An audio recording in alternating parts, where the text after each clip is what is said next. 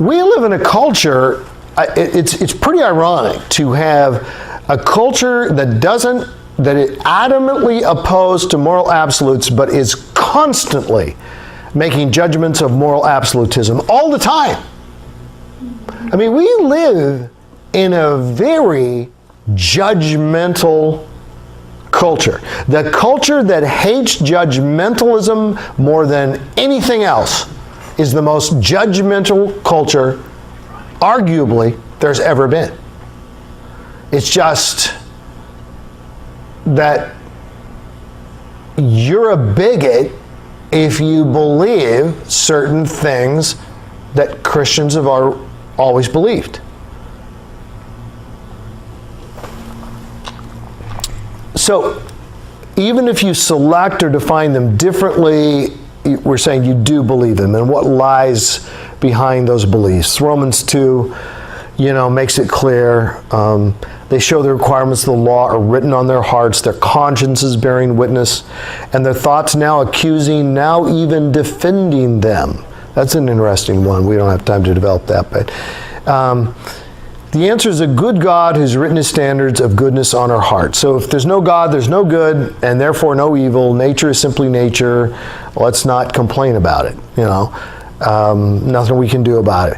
What we call good is what we like. What we call evil is what we don't like. This is where it goes when it's naturalism. And it's just, that's all there is. But because people know intuitively it's more than that, they know the Holocaust was evil. Again, the Holocaust is, I had a conversation on a plane one time with a guy who was doing his PhD work at the University of Oregon. I'm from Oregon. I live just outside of Portland, world capital of weirdness. University of Oregon, interesting place, but this guy's getting his PhD, and he brought up something. I did not bring it up. He was a philosophy student or whatever, and so he's talking about this and that and the other thing, and I said, so do you believe in moral absolutes? He said, absolutely not. Absolutely. It was a fun, he used the word absolutely, yeah. Now he probably could say, I absolutely don't believe in it, but that's not a moral absolute, that's just what I'm saying. I definitively don't believe in it. But I then said to him, so, yeah, you don't have any strong feelings against the Holocaust? And he looked at me and he says, well, what do you mean strong feelings? And I said, well, do you think it was wrong?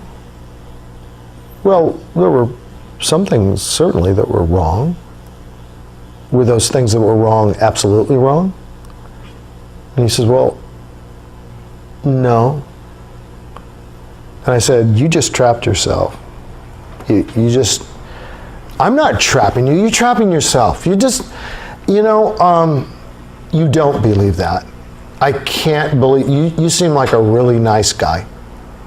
And I just don't believe you believe that.